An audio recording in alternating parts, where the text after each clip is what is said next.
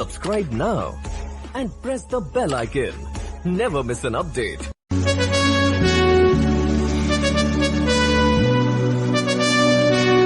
Page 1। Rakesh हंसने लगा। फिर उसने सूटकेस से एक रेशमी साड़ी निकालकर भाभी को दी। ये तुम्हारे लिए है भाभी, बड़ी सुंदर है। तुमा ने स्नेह से देवर को देखते हुए कहा, मैं इसे तुम्हारे ब्याह पर पहनूंगी। अरे तब तो मैं अपनी भाभी को बढ़िया बढ़िया साड़ी ला दूंगा कि देखने वालों की आंखें चकाचौंध हो जाएं।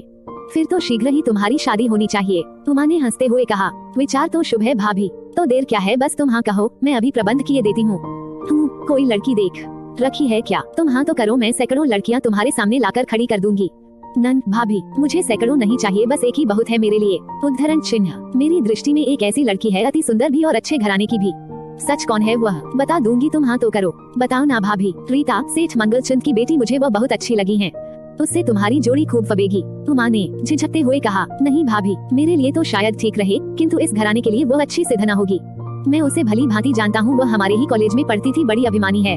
इतने धनिक घराने की लाडली बेटी हमारे परिवार में कहाँ समा सकेगी? वो तुम मुझ पर छोड़, दो लड़कियाँ ससुराल में पाँव रखते ही बहुत सी पुरानी आदतें छोड़ देती हैं। नहीं भाभी, रीता उन लड़कियों में नहीं। तुम नहीं जानते उसमें क्या क्या गुण है, और फिर उन्होंने ये नाता स्वयं मांगा है, हमें झोली फैलाने नहीं जाना पड़ेगा।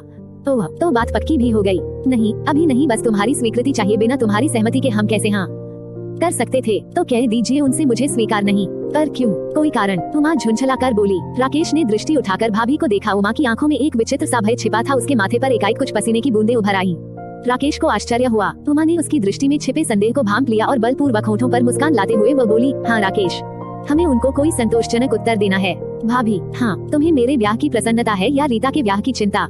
तेरे ब्याह की प्रसन्नता? तो आराम से जाकर सो जाओ, मैंने उस लड़की का चुनाव कर लिया है जो तुम्हारी देवरानी बनने योग्य है। राकेश, उमा की आवाज लड़खड़ा गई। हाँ भाभी, उसका नाम है अर्चना, देखने में सुंदर, बोलचाल में सलीका और स्वभाव तुम जैसा। मुझे विश्वास है कि मेरा चुनाव ही इस घर का सही नगीना है। राकेश ने एक ही सांस में भाभी को सब खोलकर बता दिया और तौलिया उठाकर नहाने चला गया। उसने भाभी को किसी विवाद का अवसर ही न दिया। उमा मूर्तिमान वहीं खड़ी रह गई, जाने क्या क्या सोचकर वह देवर को मनाने आई थी, किंतु उसके एक ही तनिक से उत्तर ने पेज 2 उसे मौन कर दिया, आशाओं को धूल में मिला दिया। वो उस साड़ी के डिजाइन को देखने लगी जो उसका देवर उसके लिए कश्मीर से लाया था। अभी तक उसके कानों में राकेश के ये शब्द गूंज रहे थे, उसका नाम है अर्चना, देखने में सुंदर, बोलचाल में सलीका और स्वभाव तुम जैसा। सेठ मंगलचंद को जब राकेश के कश्मीर से लौट आने सूचना मिली तो उसके मन में गुदगुदाहट उत्पन्न होने की लगी। उमेश से अपने मन की प्रसन्नता प्रकट करते हुए उसने कहा, अब तो बात तुम्हारे हाथ में है, मेरे नहीं, मेरी पत्नी के हाथ में। घर में एक वही तो है जिसका कहा वह कभी नहीं टालता। तुम्हें विश्वास है उमेश, वो इनकार नहीं करेगा। इनकार करेगा तो भी वह हाँ में बदल जाएगा। शाबाश, मुझे तुमसे यही आशा थी। इस प्रकार तुम्हारा बोझ भी हल्का हो जाएगा और मुझे भी एक अच्छा, होनहार और सुंदर दामाद मिल जाएगा। किंतु एक बात का ध्यान रखिए, राकेश को कभी ये पता न चले कि यह पैसा। अरे अब तुम निश्चिंत हो जाओ, तुम्हारे इस उपकार ने मेरी सब शिकायतें दूर कर दी। ये कहता हुआ मंगलचंद अलमारी में से शराब की बोतल निकालने के लिए उठा, किंतु उमेश ने ये कहकर रोक दिया, नहीं सेठ जी, इस समय नहीं, आप तो जानते हैं मैं दिन को नहीं पीता। ओह, इट इज ऑल राइट, फिर कभी धूमधाम महफिल जमेगी। सेठ मंगलचंद अपनी कुर्सी पर लौट आया और अकारण ही कुछ फाइलों की पड़ताल करने लगा। उमेश सामने बैठा ध्यानपूर्वक उसकी ओर देखता रहा। बड़ी देर से कोई बात उसके होठों पर फड़फड़ा रही थी। आखिर समय और अवसर को भांप कर बोला, सेठ जी। हाँ हाँ कहो, क्या बात है? सेठ मंगलचंद ने उसकी जबान की लड़खड़ाहट भांपते हुए कहा, 10,000 रुपए की आवश्यकता थी। नहीं उमेश, ये संभव नहीं, तुम तो जानते ही हो मैं पहले ही इस मुरव्वत में बहुत लुट चुका हूँ। मुरव्वत के बिना जीवन में रखा ही क्या है सेठ जी? किसी की आवश्यकता पूरी करने से बढ़कर कोई पुण्य नहीं। अब आप ही देखिए ना, मैं अपना भाई आपकी लड़की के लिए दे रहा हूँ, जिसे उमेश। सेठ मंगलचंद ने कड़क कर उसकी बात काट दी। वो अपनी बेटी के संबंध में यह बात सुनना सहन नहीं कर सकता था जो उसे सदा चिंतित रखती थी। वह रीता के जीवन के इस रहस्य को स्वयं से भी छिपाना चाहता था। उमेश चुप हो गया था, किंतु उसके जरा से वाक्य ने सेठ मंगलचंद की सारी प्रसन्नता छीन ली थी। थोड़ी देर तक वह बहकी बहकी दृष्टि से उमेश की ओर देखता रहा, फिर कुछ सोचकर मेज की दराज से चेकबुक निकाली और चेक काटकर उमेश की ओर बढ़ा दिया। उमेश ने धन्यवाद दिया और मुस्कुराता हुआ बाहर चला गया। उमेश के चले जाने पर सेठ मंगलचंद ने एक लंबी सांस ली। इस व्यक्ति से उसे डर सा लगने लगा था। कुछ देर वह मेज पर कुन्नी टिकाए, माथे पर हाथ रखे चिंता में खोया रहा। फिर मेज पर रखी घंटी बजाई।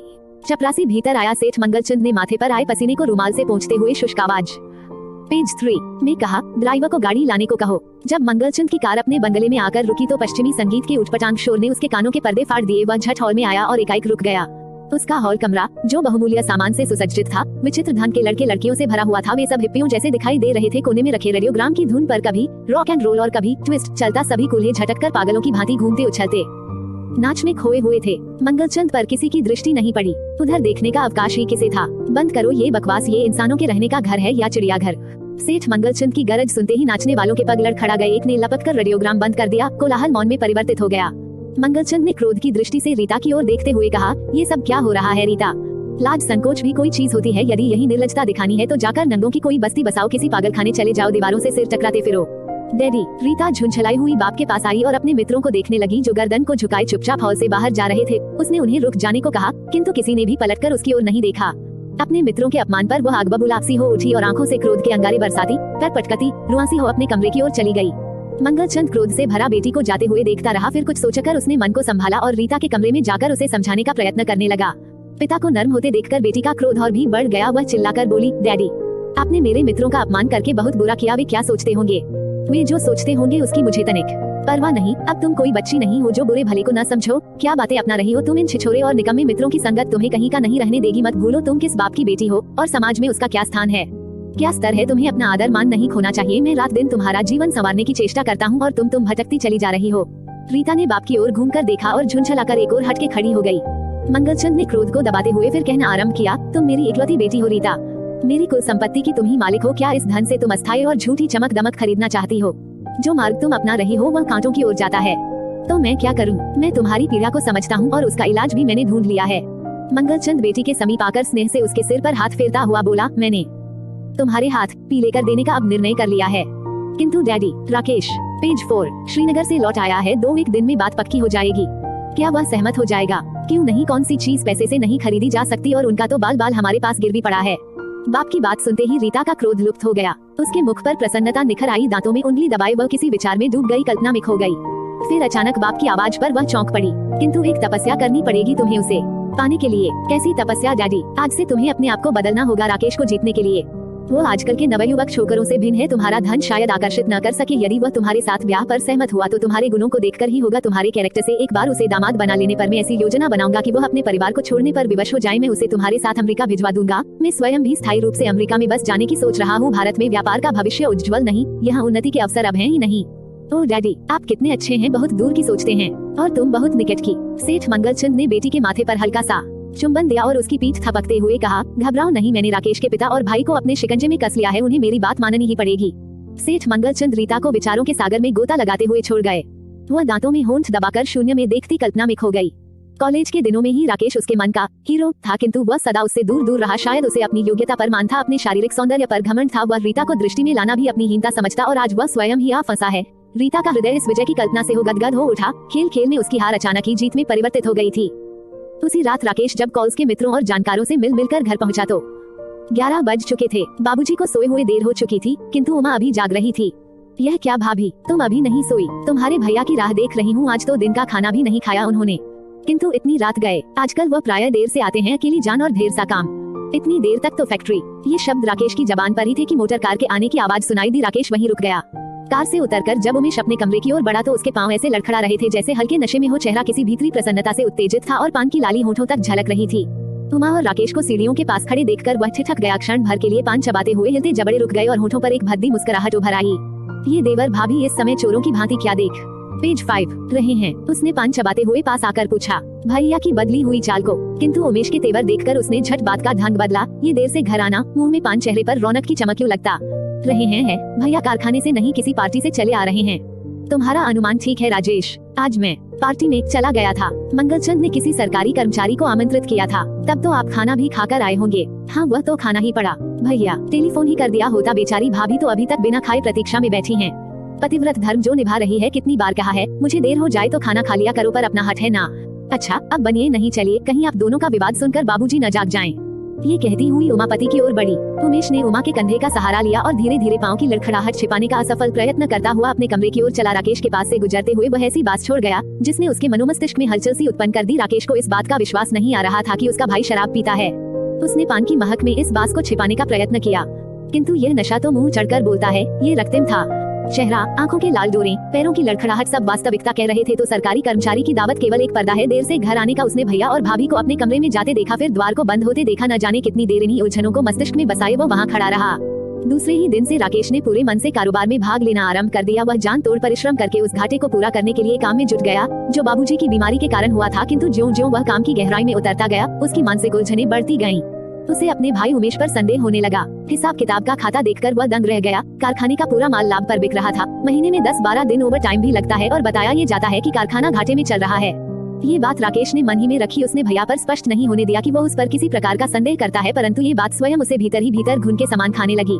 उमेश उन्हें अनुभवहीन लड़का ही समझता और समय समय पर अवसर पाकर कोई भाषण झाड़ देता। राकेश आज्ञाकारी विद्यार्थी के समान उसकी हर बात सुनता और उसका पालन करने का प्रयत्न करता। अचानक एक दिन उमेश ने अपने छोटे भाई को दफ्तर के आय व्यय के खाते की जांच करते हुए देख लिया। उसका असिस्टेंट मेहता राकेश को किसी मद के विषय में समझा रहा था कि अचानक ऊपर से उमेश आ गया। क्षण भर के लिए तो राकेश भैया को देखकर घबरा गया, किंतु शीघ्र ही संभलते हुए बोला, जरा कारखाने का पेज 6 हिसाब किताब देख रहा था। क्यों नहीं, देखो तुम भी फैक्ट्री में बराबर के भागीदार हो, तुम्हें जांच पड़ताल का पूरा अधिकार है। कहीं तुम्हारा भाई नहीं भैया, यह क्या कह रहे सो मैं हो हिसाब किताब को रखने के ढंग को सीखने का प्रयत्न कर रहा था। सीखने के साथ साथ सच्चाई भी तोल लो तो अच्छा है। बहुत बड़ा माली संकट आ रहा है, मार्केट की हालत डामाडोल है, इस संकट से बचने का कोई उपाय सोचना होगा। मुझ पर भरोसा रखो भैया, मैं पूरा बल लगा दूंगा, इस संकट को हर प्रकार से टालना होगा। इतने में रिसेप्शनिस्ट लड़की भीतर आई और राकेश से बोली, आपके यहाँ आने से पहले एक टेलीफोन आया था, कोई आपसे मिलना चाहता है। उसने अपना नाम सफेद गुलाब बताया था। सफेद गुलाब, उसका फोन नंबर क्या है? राकेश ने झट पूछा। लड़की ने उसे फोन नंबर लिखवा दिया। जब वो बाहर चली गई तो उमेश ने पूछा, ये सफेद गुलाब क्या नाम है? मेरा एक दोस्त है, कश्मीर में जान पहचान हुई थी, इत्र का व्यापारी है, उसकी फर्म का नाम सफेद गुलाब है। राकेश तुरंत उठकर बाहर जाने लगा। उमेश उसकी उत्सुकता पर आश्चर्य से देखता हुआ बोला, कहाँ चले? बाहर टेलीफोन तक, आप यहाँ अपना काम कीजिए। राकेश के चले जाने पर उमेश ने मेहता की ओर घूर कर देखा और क्रोध में हिसाब किताब का खाता मेज पर पटक कर डांटते हुए चिल्लाया, जाओ उद्धरण चिन्ह ... दूर हो जाओ मेरी आंखों के सामने से। मेहता झटपट आकर रजिस्टर लेकर बाहर निकल गया। होटल दिलेमार के एक कमरे में अर्चना मालकिन की साड़ी पर प्रास कर रही थी।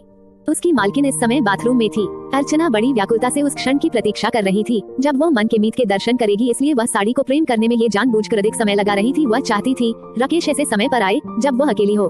बहुत देर की प्रतीक्षा के बाद भी जब राकेश न आया, वह प्रेस की हुई साड़ी बाथरूम की ओर बढ़ी। अभी उसने मालकिन को पुकारा भी न था कि बाहर द्वार पर आहट सुनकर चौंकी।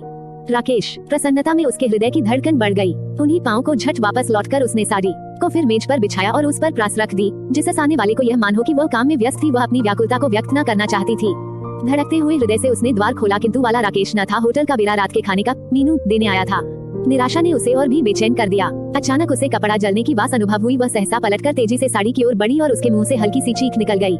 मालकिन की बहुमूल्य साड़ी जल चुकी थी। उसने स्विच ऑफ किया और साड़ी उठाकर देखने लगी। एकाएक उसे ऐसा लगा कि कमरे में कोई आया है। उसने झट पलटकर द्वार की ओर देखा। राकेश कुछ दूर खड़ा आश्चर्य दृष्टि से उसे देख रहा था। क्या हुआ? राकेश ने पास आते हुए पूछा। आंटी की साड़ी जल गई। कैसे? मेरी असावधानी से। पेज 7। तुम्हारा ध्यान अवश्य ही कहीं और होगा, कहाँ उलझा हुआ था मन? किसी की प्रतीक्षा में भला ये भी कोई समय है आने का? ओह, आई एम सॉरी, बात यह है कि भैया की किसी आवश्यक मीटिंग में जाना था। दफ्तर से निकलते हुए देर हो गई। आंटी कहाँ हैं? बाथरूम में हैं। कब आए तुम लोग? आज सवेरे ही, आते ही फोन किया था तुम्हें। सफेद गुलाब, अच्छा किया तुमने। क्या? जो अपना नाम नहीं बताया। भैया संशयी स्वभाव के हैं। और तुम्हारी भाभी भोली भाली, जो चाहो मनवा लो, वह तो हमारे घर की लक्ष्मी है। तो क्या कहा उन्होंने मेरे बारे में? मेरा निर्णय सुनते ही चुप हो गई। एक बहुत बड़े घराने में नाते की बात चला रखी थी भाभी ने, किंतु मैंने स्पष्ट रूप से कह दिया है कि मैंने तुम्हारी देवरानी का चुनाव कर लिया है। अर्चना अनायास लजा गई। राकेश ने उसे आलिंगन में लेना चाहा, किंतु वह परे खिसक गई। राकेश ने आगे बढ़कर उसकी पीठ में हाथ डाल दिया और रोकते हुए बोला, कहाँ जा रही हो? आंटी की साड़ी देने। अर्चना धीरे से अपनी पीठ से उसका हाथ हटाकर अलमारी से दूसरी साड़ी निकालकर बाथरूम की ओर बढ़ी। राकेश ने फिर बढ़कर उसे बाहों में ले लिया और धीरे से बोला, उन्हें ये साड़ी दे दोगी तो आंटी तुरंत बाहर आ जाएंगी। तो क्या हुआ? हम अकेले में बातें करने का अवसर खो बैठेंगे। जल्दी कह दो, क्या कहना है तुम्हें? वाह, ये भी कोई ढंग है प्यार की बातें कहने का। इतने में कमला ने अर्चना को पुकारा। वह झट कांपकर अलग हो गई। राकेश ने जेब से एक सिनेमा का टिकट निकालकर अर्चना की ओर बढ़ा दिया। यह क्या? सिनेमा का टिकट? कल शाम ओडियन में। अकेली में? नहीं, मैं और भाभी वहाँ होंगे। किंतु घबराओ नहीं, एक बार भाभी ने तुम्हें देख लिया तो मुझे विश्वास है कि किसी और लड़की पर उनकी दृष्टि नहीं टिकेगी।